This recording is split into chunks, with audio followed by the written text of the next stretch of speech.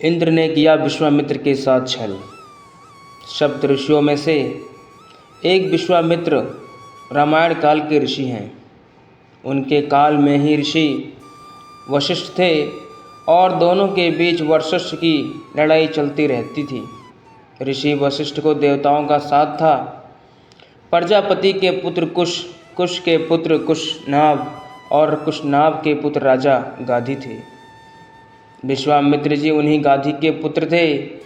विश्वामित्र ऋषि बनने से पहले एक प्रतापी राजा थे। उनके मन में ऋषि बनकर ब्राह्मण तत्व प्राप्त करने की इच्छा हुई।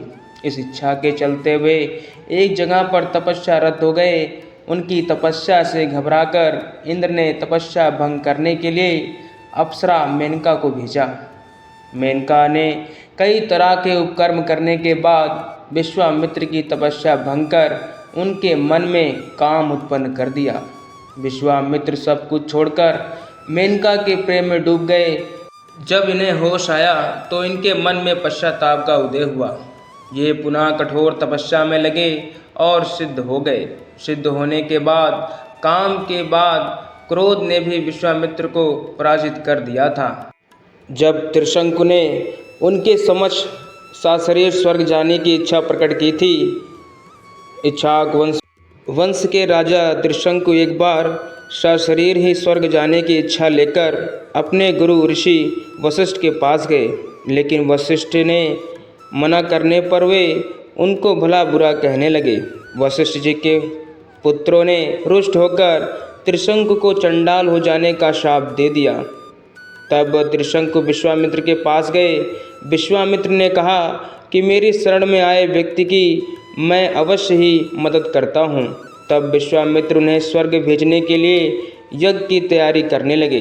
यज्ञ की समाप्ति पर विश्वामित्र ने सब देवताओं का नाम ले लेकर उनसे अपने यज्ञ भाग को ग्रहण करने के लिए आह्वान किया, किंतु कोई भी देवता अपना भाग लेने नहीं आया।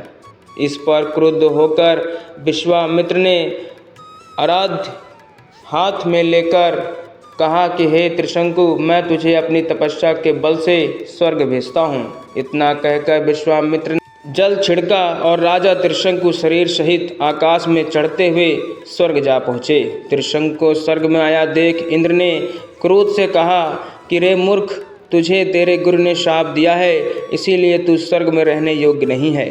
इंद्र के ऐसा कहते ही त्रिशंकु सिर के बल पृथ्वी पर गिरने लगे और विश्वामित्र से अपनी रक्षा की प्रार्थना करने लगे।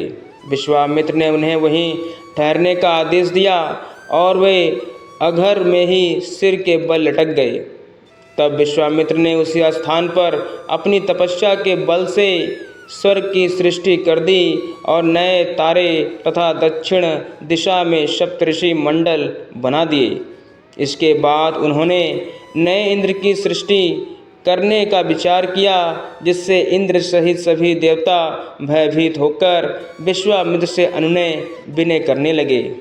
वे बोले कि हमने त्रिशंकु को केवल इसलिए लौटा दिया था कि वे गुरु के श्राप के कारण स्वर्ग में नहीं रह सकते थे।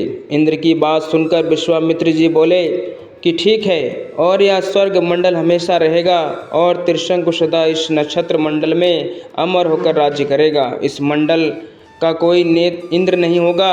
इससे संतुष्ट होकर इंद्रादि देवता अपने अपने स्थानों को वापस